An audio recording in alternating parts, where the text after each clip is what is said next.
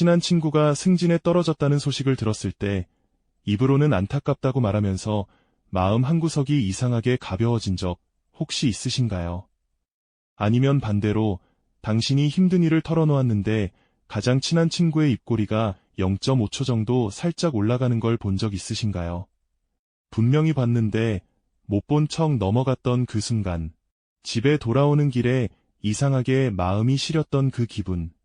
이건 당신만의 경험이 아니에요. 사실 거의 모든 사람이 겪지만 아무도 입 밖으로 꺼내지 않는 감정입니다.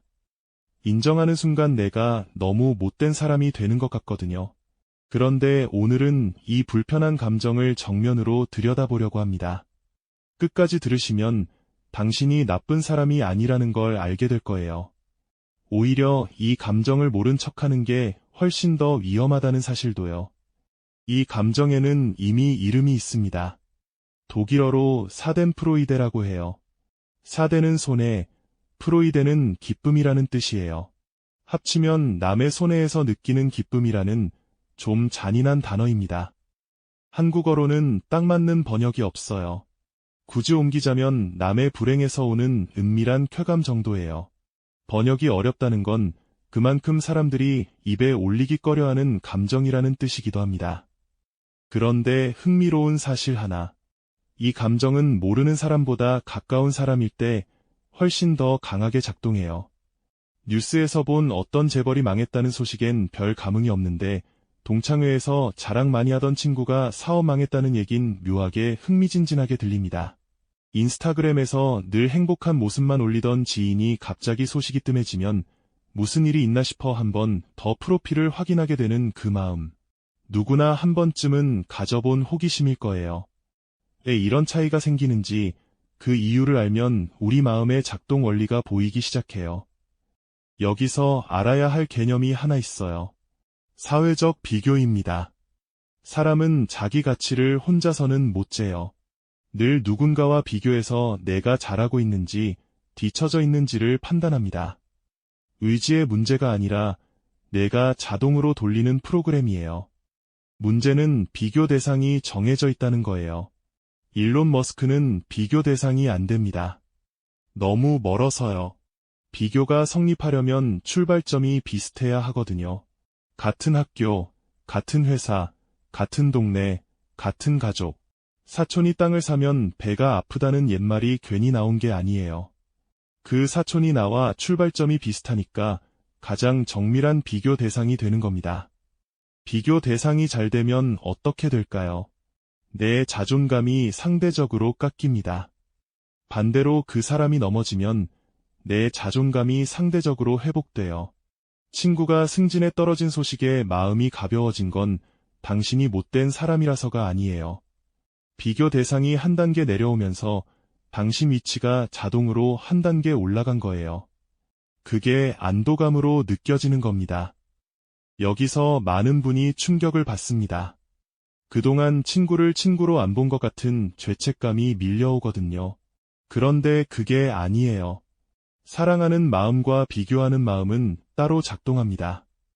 두 마음이 같은 사람 안에 동시에 살고 있어요.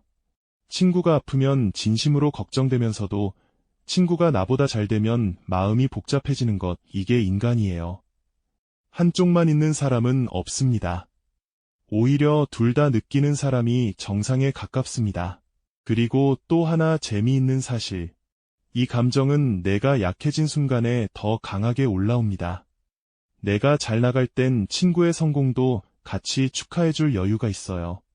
그런데 내가 힘들 때, 지칠 때, 자존감이 바닥일 때, 그때 친구의 불행 소식이 들리면 이상하게 위로가 됩니다.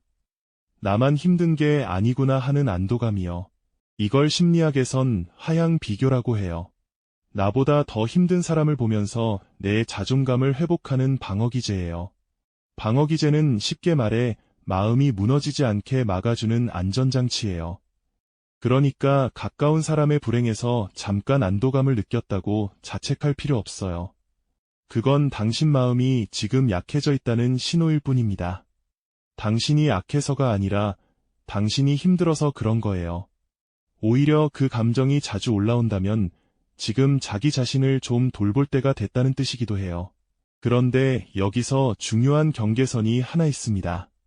잠깐 스쳐가는 안도감과 적극적으로 남의 불행을 바라는 마음은 완전히 달라요. 스쳐가는 감정은 누구에게나 있어요. 그건 인간의 기본값입니다. 그런데 어떤 사람들은 거기서 멈추지 않아요. 친구의 실패를 은근히 부추기고 잘 되는 사람의 발목을 잡고 뒤에서 험담을 퍼뜨리며 무너지길 기다립니다. 이건 더 이상 평범한 감정이 아니에요. 심리학에선 이런 성향을 다크 트라이어드라고 부릅니다. 트라이어드는 세 가지 묶음이라는 뜻이고 다크는 어둡다는 뜻이에요. 자기애, 권모술수, 공감결여. 이 세 가지가 뭉친 어두운 성격을 말합니다. 이런 사람들은 남의 불행을 느끼는 게 아니라 만들고 싶어 해요.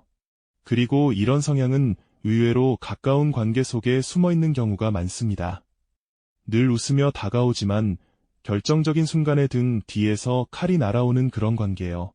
그래서 이 감정의 진짜 위험은 감정 자체가 아니라 그 감정을 어떻게 다루느냐에 있습니다. 잠깐 느끼고 흘려보내는 사람과 그 감정에 끌려 행동하는 사람. 이 둘 사이엔 엄청난 차이가 있어요. 그러면 우리는 이 감정을 어떻게 다뤄야 할까요? 가장 먼저 할 일은 인정하는 것입니다. 친구의 실패에 묘하게 안도하고 있는 자신을 알아차리는 일이에요. 이렇게 자기 마음에 이름을 붙이는 것만으로도 그 감정의 힘이 절반으로 줄어듭니다. 심리학에서는 이걸 감정 라벨링이라고 합니다. 라벨링은 그냥 이름표 붙이기예요. 미국 캘리포니아 대학의 매튜 리버먼 교수가 내 영상으로 확인했는데 감정에 이름을 붙이는 순간 불안 회로가 가라앉는다는 게 직접 관찰됐어요. 인정하면 약해지고 부정하면 강해지는 게 이 감정의 특징입니다. 두 번째는 방향을 바꾸는 일이에요. 친구의 성공이 내 마음을 흔든다면 그건 내가 그 자리에 가고 싶다는 신호예요. 질투는 사실 욕망의 다른 얼굴이거든요. 그 에너지를 친구를 깎아내리는 데 쓰지 말고 내가 원하는 방향으로 돌리는 거예요. 같은 감정이 완전히 다른 결과를 만들기 시작합니다. 어떤 사람은 그 감정 때문에 친구를 잃고 어떤 사람은 그 감정 때문에 자기 인생을 바꿉니다. 세 번째는 이 감정을 느끼는 자신을 너무 미워하지 않는 거예요. 우리는 가까운 사람을 사랑하면서도 동시에 비교하고 응원하면서도 가끔 흔들리는 그런 복잡한 존재입니다. 그 복잡함을 받아들이는 게 어른이 되는 일이에요.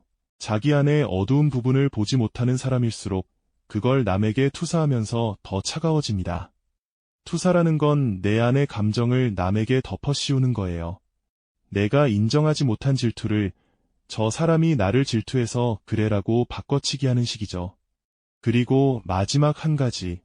당신 옆에 있는 사람이 당신의 불행에 미세하게 미소 지었다고 해서 그 사람이 당신을 사랑하지 않는 건 아니라는 사실.